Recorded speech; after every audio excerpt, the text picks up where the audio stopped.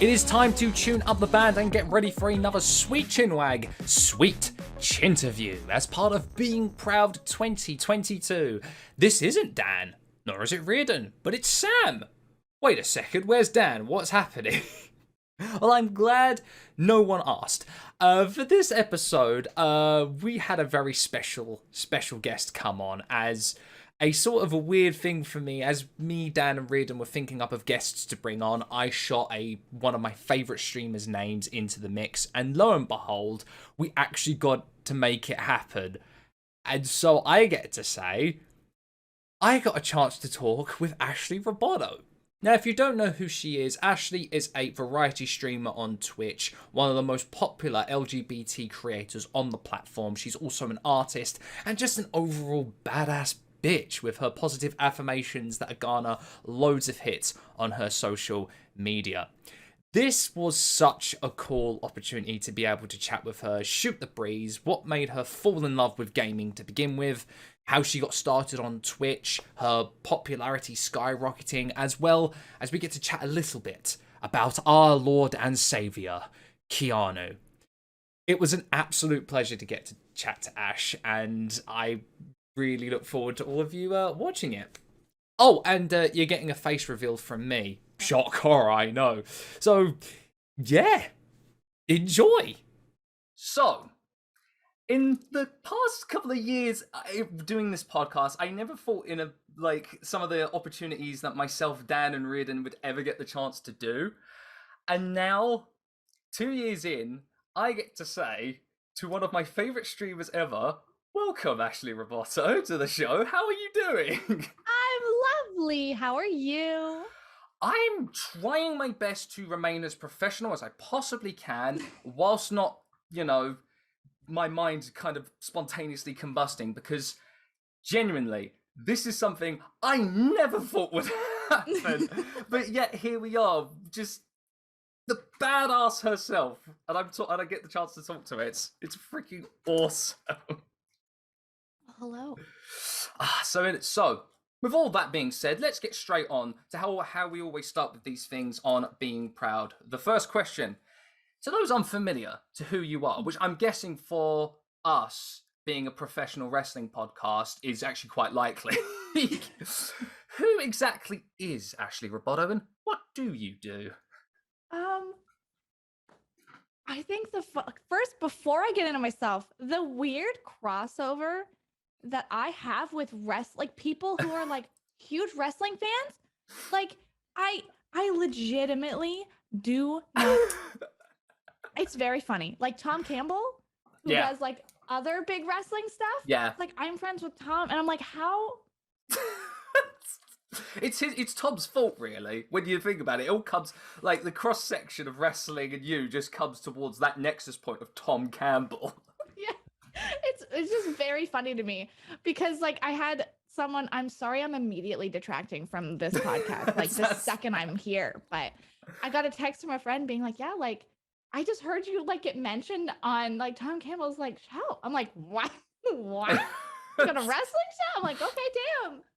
And now it's like, yeah, professional wrestling podcast. Like, let's go, wrestling fans. Educate me. I would love to be educated more on wrestling. I haven't watched it since like 6th grade. But anyhow, speaking of me, my name is Ashley, or AshleyRoboto. I am a streamer on Twitch, content creator. I have basically been in and out of content creation since I was like 12, which is really weird to think about. I am a openly bisexual lady. I've been out since I was in high school. And yeah, now I'm just kind of hanging out on the internet, having a good time. I was born and raised in Southern Ontario, Canada. So like most of us in the LGBT community, we're just simply hanging out on the internet. Much to the chagrin of most people, but we're still hanging out. We are here and hanging out loudly diving. Damn right.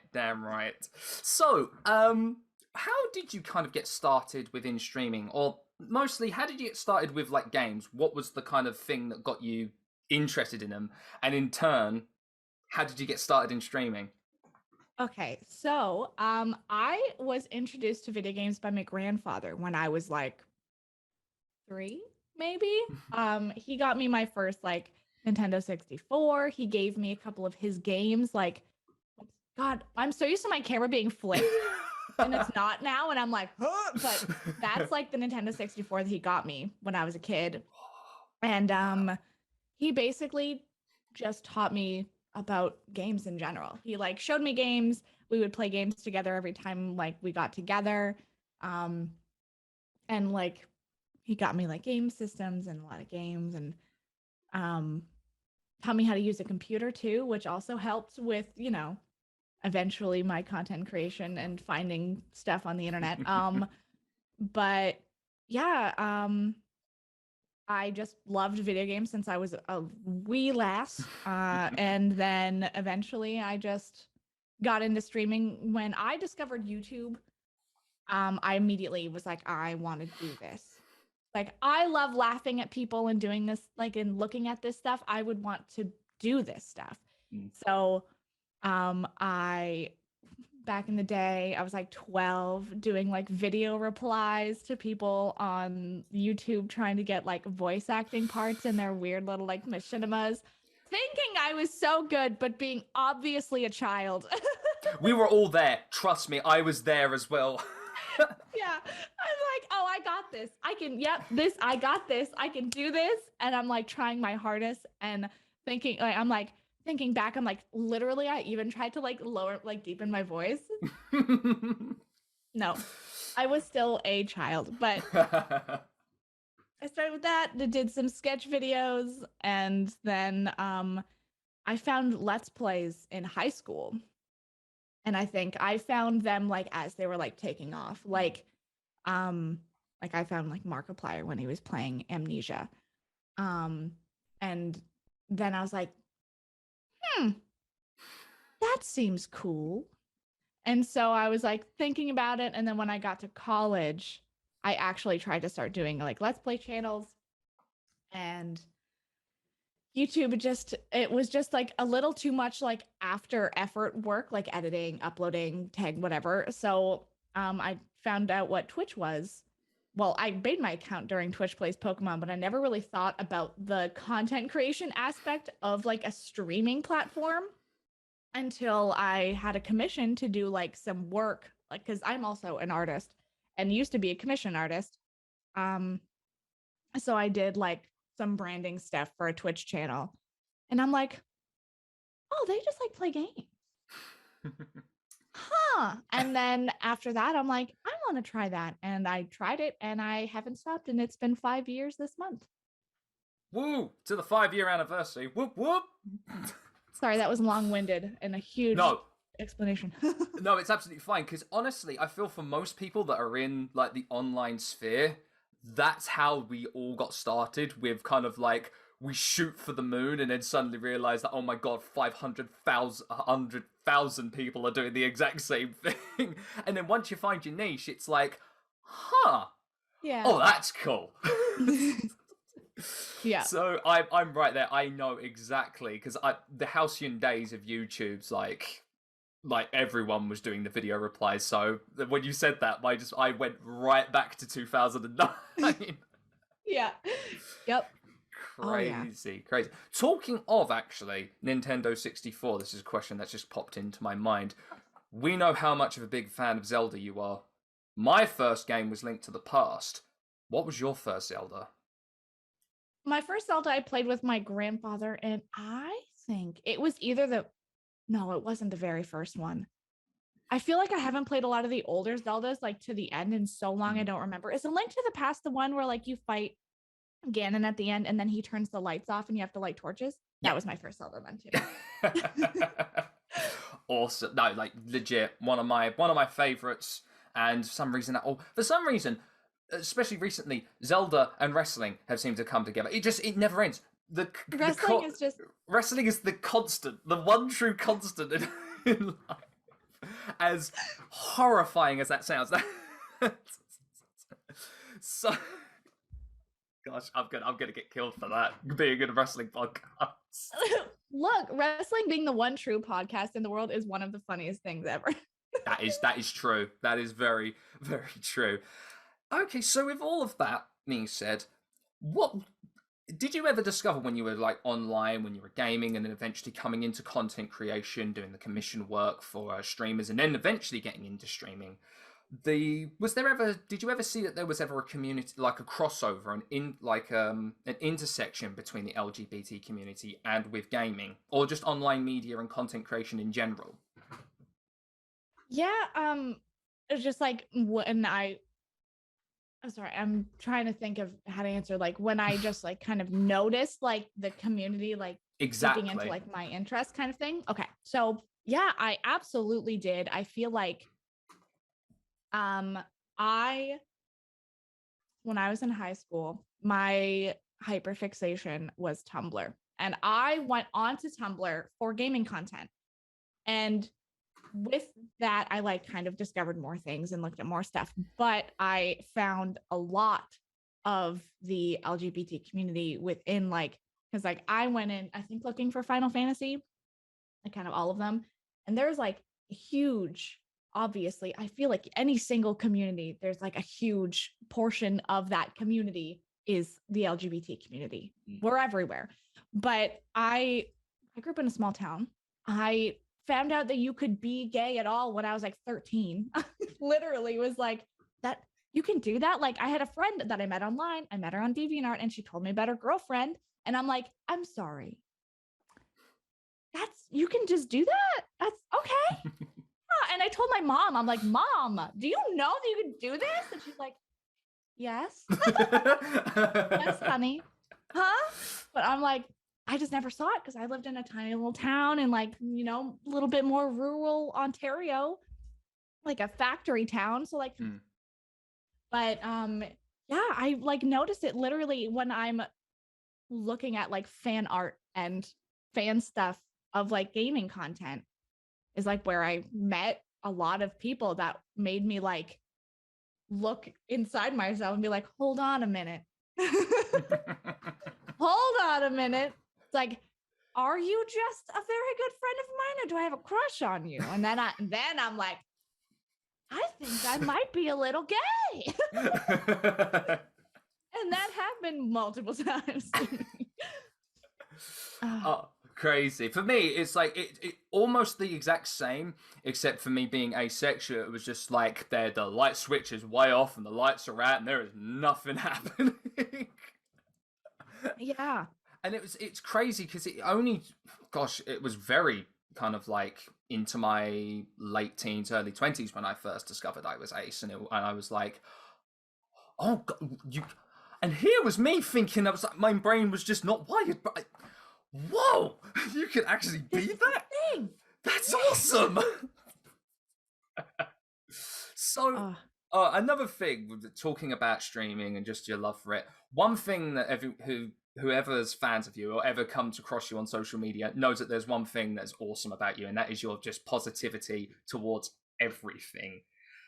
It's just been one of your best traits online, and whenever someone new or someone who knows you just sees a new tweet or a video from you, it's just like best start to your day. For me personally as well, it's the best start to my day. So for me, what was the question I wanted to ask was there a thing or like a moment in time that kind of made you start doing these sort of like life affirming grand proclamations of you being a badass? I actually don't really know. I feel like I just kind of thought like it kind of stemmed from like conversations around how, which is still incredibly true and really upsetting, unfortunately, that like the stuff that gets clicks online is all negative, right? Like negative drama, a lot of like more rough things, like, you know. And I was just like, hi, just like, this is like harmless, just like sending out some positive affirmations or whatever. Like I started with other videos and then I was just like, more like not like super positive, but just like almost clickbaity, I guess, but not really. But I'm like, I found that it like like left like a pit. Like the second I would post it, I would be so anxious the whole day. And I'm like, I hated that. And then as soon as I started to post like the like just positive ones, I'm like, this is great. Like I just feel like I've put some nice happy vibes out into the world. Like stuff sucks. People do be sad. And I'm like, look, I also find this is a really weird thing that I've noticed is when I'm having more of a like rough day, I will make a positive affirmation and post it, but it's very, very internal. It's like saying shit that I need to hear. And like, I like feel like, oh, I really needed to hear this. I'm like, me too. So like there's usually when you see one, it's just something that's like been bothering me or like, hey, like just a little pep talk, saying it out loud, hearing it, but then like, I needed this, other people need this, sharing it. And it's kind of like a form of self-care for me now, almost.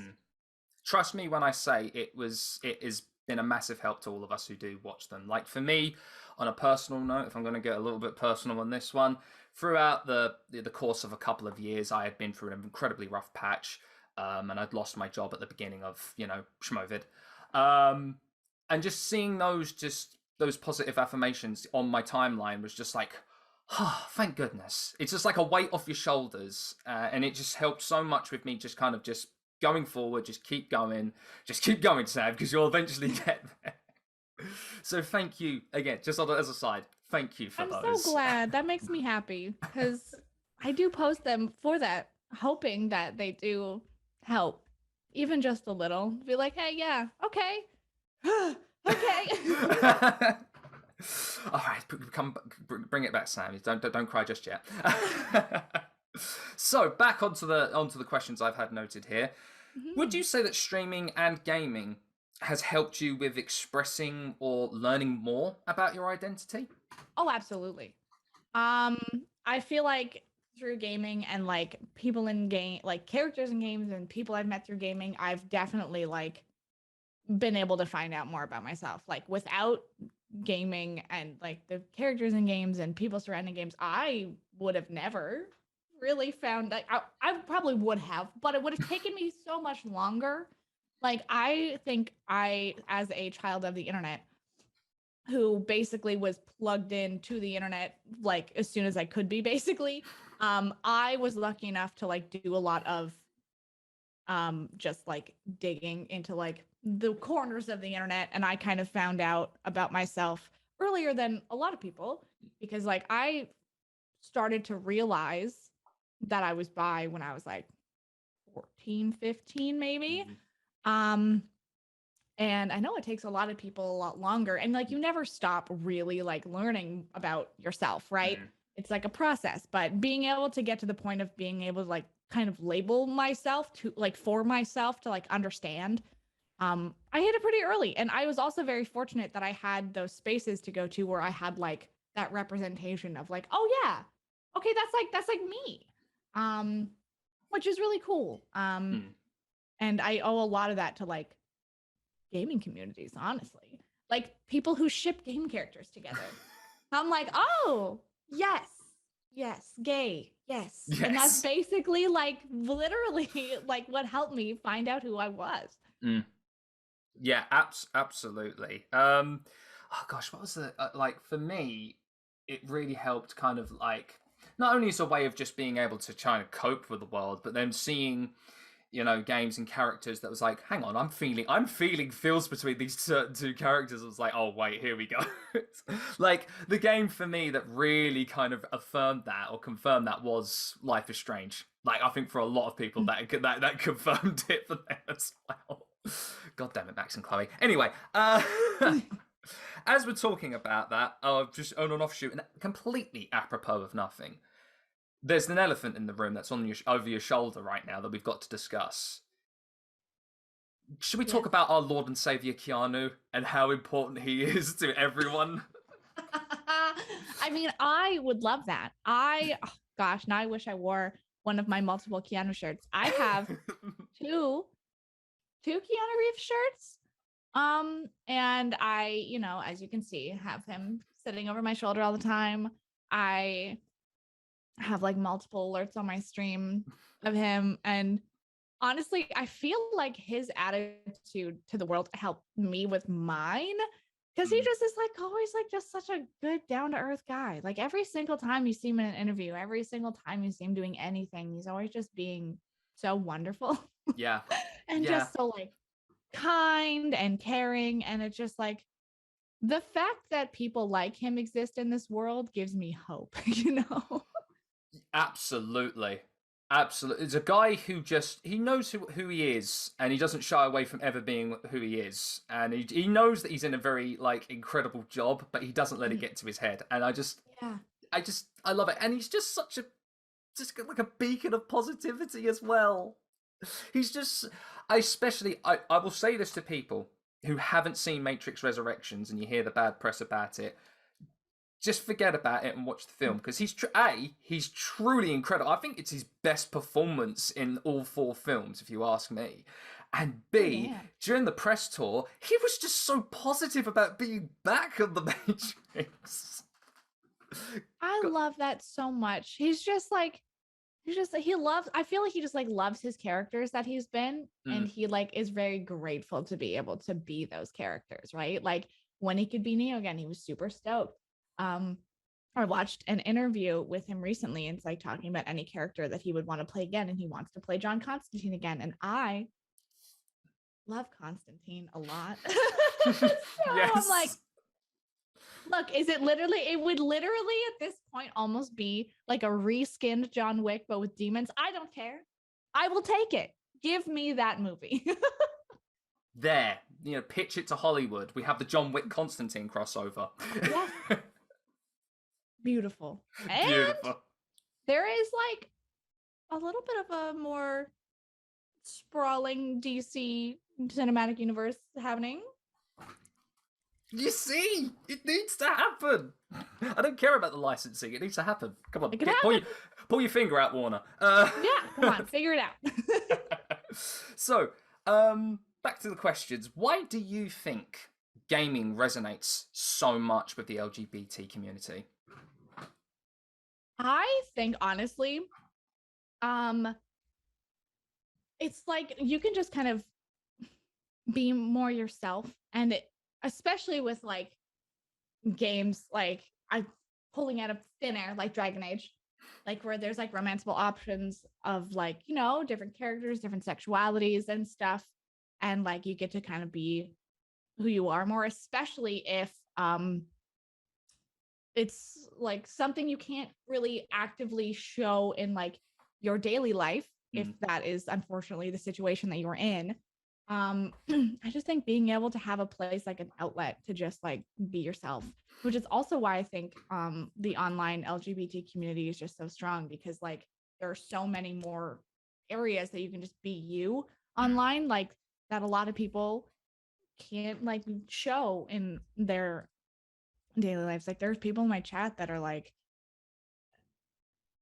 I like feel comfortable being myself here and I can't do that at home. And I think, yeah, having like gaming communities and just like games themselves, being able to just be that vessel to like either learn more about yourself or just like be able to feel comfortable being yourself in a different medium kind of thing is like really important. No, absolutely. Dang, that hit the heartstrings a little bit there. Yeah, it's just because I think just for everyone, like with gaming, it's just such a cool industry and cool community to be a part of. And then you see so many incredibly supportive people there that are willing to help you out and Yeah. lift you back up when you're down. It's why I will always stick up for video gaming so Yes. much. Okay, so the loaded question that most interviews usually have, that's usually at the end, I have to say this. Mm. What would be your words for a young LGBT person right now watching this, thinking of wanting to pick up or start streaming, or maybe just even want to be curious about a video game? Oh gosh. Well, I say this fairly often. If you're curious about it, do it. Just do it. If you have the time, set aside like time. Like what I started out with, I had a laptop a laptop. I use my laptop camera. I use my laptop microphone. There's a clip. You can hear my laptop fans screaming because there's OBS running with another game playing on my computer. I have like 2 monitors on this rinky-dink old laptop, and it's just like hearing me like screaming and talking, and just over top hearing like it's so bad. But everybody starts somewhere, and I feel like a lot of people get really like, it's very intimidating seeing people like me right now looking at this setup that I have. I've been streaming for 5 years. I have gotten this whole everything in that time frame. Like it took me years and years to get a camera that wasn't like a webcam. And now, like when I started streaming, webcams like weren't as up to snuff as they are now. Now, getting a nice quality camera, nice quality mic is so much more affordable. So you can like start small, get like one upgrade at a time. If you're thinking of starting stream, please, for the love of all that is holy in this earth, do not spend thousands of dollars on an entire setup when you haven't even started to stream yet. I see people do it and then they don't have time or they don't like it, and now they're like out thousands of dollars on this setup that they're never going to use, and it stresses me out. Or they use it as like a discouraging thing, like I spent thousands of dollars on the setup and like nobody's watching my stream. It's like that's how it works, unfortunately. Yeah. My piece of advice that I literally give a lot of people is if you're comfortable, just ask a couple friends to hang out. I started streaming. 2 of my best friends hung out with me. I'm like, hey, I want to do this thing. Would you want to hang out with me while I play games? And they're like, sure. And I was like, I started out 2-hour chunks, like 3 days a week in the afternoon. I think I started like 2 p.m. Eastern, like 2 to 4, 3 times a week. That's how I started. And I took a nap after every time because I was exhausted because it's tiring. And over the years, I've built up that stamina and never feel pressured to have to stream like 8 hours. God, I have so much advice all of a sudden. No, like, honestly, it's the fundamentals need to be set. Yeah, never feel like you have to stream like a super like a long amount of time. A lot of streaming work is done off stream. Like I stream for like 4 or 5 hours, and then I do edits. I do like graphics. I do like social stuff. Utilize social media, and just vibe. There's like that's very like bare bones stuff, but like anything more specific I can't help with because every streamer is different, right? Do what you want, be comfortable, and yeah, just start small if you have to and work your way up. God, even if I take a break from streaming for like a week, I come back, and if I try to stream the normal length of time that I stream, I'm like, whoo, nope, shouldn't have done that because it's exhausting. It's like a muscle that you have to like work out. And then if you like take a break, sometimes you got to work it back up again. It happens. Couldn't put it better myself. Well, honestly, Ash, it has been an absolute joy and a pleasure having you on. But before we head off, anything you've got going on, socials, anything you want to shout out right now, the floor is yours. Take it away. Oh my gosh. Well, I don't have anything super wild going on right now other than just my regular old streams and content, but I like to do stuff on Twitch, on YouTube, and I also post some TikToks, and you can find me at AshleyRoboto on any of those. I'm very lucky that I managed to yoink my username across every social media I have. So yeah, Twitter, Twitch, YouTube, TikTok, Instagram, whatever. I'm AshleyRoboto. To think I'm funny on the internet. Well, Ash, thank you ever so much for joining me on this one. I was a little nervous at the start, as I told you before we record it. And honestly, just, gosh, with a couple of years I've had and see everything going up in the world, to have this and to be able to chat with you, cherry on top of everything I've been doing so far. So thank you. Thank you. Of course. Thank you so much for having me. Oh my gosh, it's been a blast. You're so lovely. Good energy. Stop it, you. Anyway, before I get even more embarrassed and blushed, that is me for now. On the next episode, it's back to regular scheduled programming because Dan's hosting, unless something monumental has happened and I'm back on the next one. But until then, I'll catch you on the next episode of Being Proud. Bye, everybody.